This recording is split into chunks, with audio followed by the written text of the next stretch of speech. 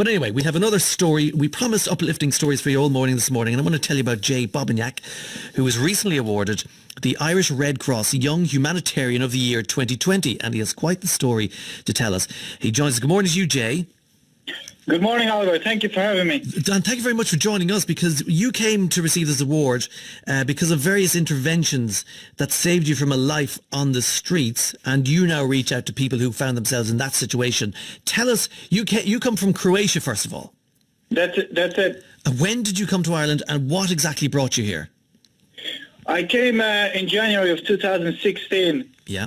I came here looking for better opportunities, and I've heard about Ireland. I knew there was more options here for me, and I decided to move over here and in search of a better life. So just 4 years ago, and it's a story very familiar to Irish people who do the very same thing all around the world. We leave to find a better job and a better lifestyle and so on. So what was your experience like when you came here 4 years ago? I came here and I was originally homeless. I was homeless for about a year. Wow. Looking back, I only remember the good things. I was welcomed, in the country, and I felt very welcome to be here. I spent a full year around the services, and I was sleeping out. But there's many services out there, and there's many people that have helped me to achieve my goals. Yeah. But you were actually sleeping rough. I was, yes. I was sleeping between... during weekdays, I would be staying in Stephen's Green. And then during the weekend, I was staying in Phoenix Park, close to President's House, actually. Funny enough, I was invited to President's House a couple occasions for a couple functions, and I was spoken to Sabina, actually, about my time there. And his wife, she was quite amazed. Yeah. But yeah, I only remember the good things. I mean, it's amazing. You're there, you're receiving plaudits for the work you've done since, which we'll get to in a minute, in the Orth, but you're actually sleeping in Phoenix Park. Can you tell us what that experience was actually like? You're outdoors. It's not a place people would feel terribly safe in, just walking through in the darkness. I can't imagine what it was like to spend the night there. Well, you can imagine, as you look through the window, it can be pretty rainy and gloomy. And if you don't have proper equipment, oftentimes it's very cold, especially winter times. And I have a number of stories, where I would stay there. That was sort of my the weekend getaway.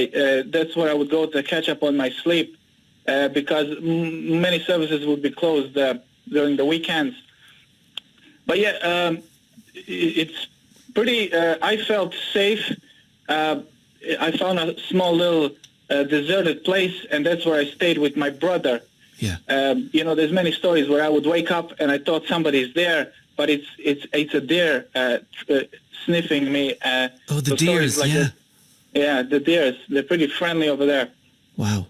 And what age are you, if you mind me asking? I'm 23 at the moment. 23. So you're still a teenager at this stage, and basically you came looking for work, but there was no job prospects for you. Yeah, when you have no CV and no experience, it can be very hard to get on the ladder, take the first step. Yeah, and so you just couldn't afford the rent, and that's basically what happened. How did you get out of that situation then? So, I have to credit a lot to Tiglin, who I work for right now. Tiglin is a rehabilitation center. I had no addiction myself, but my story is that I was with my brother and a friend of ours on O'Connell Street, and it was one night, January, and my brother... A night in January, yeah, sorry, we just lost you for a second there, but anyway, it's a night in January. Of 2016, and my brother had told me about how he spent Christmas on this place. It's called No Bucks, and to me it was quite intriguing. No Bucks, like Starbucks, yeah. And there was a big green bus on O'Connell Street. So I was like, let's go, let's see what goes on there. And, I walked up in there and I was welcomed by everybody there. And we developed many connections. And from there on, they've helped me obtain my first accommodation, helped me with housing and many different things. So I have to give a lot of credit to the organization I work for, Tiglin. Yeah. And that's the No Bucks and Lighthouse Cafe. It's on Pier Street in Dublin. I must say, I've passed it so many times myself, and I didn't know what was going on there. But in the Lighthouse Cafe, you met Aubrey McCarthy. Tell us about Aubrey. Well, Aubrey was very, very friendly. He knows how to approach vulnerable people. And at that time, I wasn't the most communicative person as I am these days. Yeah. So he developed a relationship with me, and he gave me a part-time job that led on to a full-time job, and helped me with education through Tiglin. And wow. we're best of friends to this very day. Yeah, I mean, he was able to draw you out. Obviously, your confidence wouldn't have been particularly strong at the time. And, I mean, they're living saints, these people, aren't they? Sorry? They're like saints. They're like living saints. Well, it's very unique. There's no place like it anywhere else. Yeah. So soon after you went to, obviously, you were attending Tiglin and the Lighthouse Cafe, and you started volunteering. Yeah, I used to work full-time, and at night time I would go and I would volunteer with them. At that point, beginning, I was living on the streets, and that was a source of entertainment, socializing and building relationship.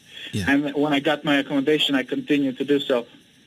And when you got work, were you able to finally afford rent and able to get off the streets that way? You were working in a hotel. Yes, it was a hotel. In the beginning, no. I was saving a lot, but through Tiglin, I was given transitional housing at an affordable rate, which allowed me to save and move on to my own accommodation down the line. I mean, I think that's something that stops me in my tracks when I think about, it's no easy task working in a hotel kitchen. And the fact that you were working, but you couldn't actually afford a roof over your head. It wasn't as if you were totally jobless. But anyway, you got back up on your feet. You got the education. Tell us about the employment scheme that you enrolled in. Yes, so it's a community employment scheme. It's a scheme that was launched by Cafe, Tiglin No Bucks Café, and I was the very first participant. I've spent, alongside my education, I have been working with them for about 2 years. Yeah. And then, after 2 years, I became the supervisor of the scheme, and now I currently run the program. So you're the community employment supervisor at Tiglin Homeless Outreach Cafe, and so you got the H-dip in social care.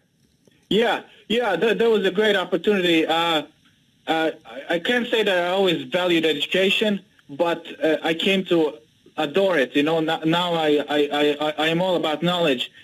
Funny enough, I have a marble plaque that says in Latin, "Scientia potentia est," knowledge is power, and that's something I live by.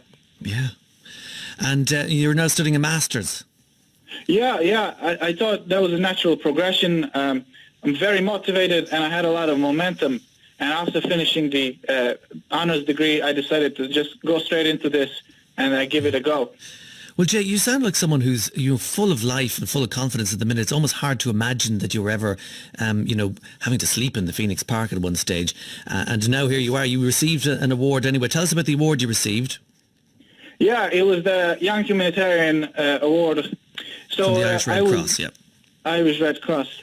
Yeah, I was nominated, and it came down to 3 participants that I was nominated, and on the night I was declared as the victor, and I was very, very honored. It's such a prestigious organization, and they do great work, and I was very privileged to have received it. Well, it's great recognition of the path that you've managed to bring yourself from, as I say, arriving in the country homeless and jobless, but you got your life back in order, and you're someone who can encourage hundreds of homeless and vulnerable people in their progress as well, and helping them get off their feet in a similar way. Well, I'm glad to be here with you as an ambassador of Tiglin and what they do. So the award, I felt like I received it on behalf of everybody. So the work they do, it's very, very much continuous care. People come in to where I am, and we have a team that sends them off to wherever they need to go, whatever they need. And if they go to if they have addiction, they go to treatment, and they eventually come back to us, where I do with them some training, education, and then they're ready to go. So I'm doing what somebody else has done for me. So I'm very proud to be doing that. Fair play to you, well done, and thank you as well for your service there to the community. Jay, good luck to you, and we should say thanks as well to Aubrey McCarthy, who's the chairman of T. Glyn. It's a great story, and it's one that you don't hear too often. You hear about sometimes the sadness of it, but there is progress being made all the time and every day with fellas like that. And obviously he was just drawn out. He was someone who was on his uppers. Confidence was gone, and Aubrey and the people in T. Glyn managed to bring him back, and he's won an award for it. So more power to Jay Bobignac and everyone at T. Glyn in the Lighthouse Cafe.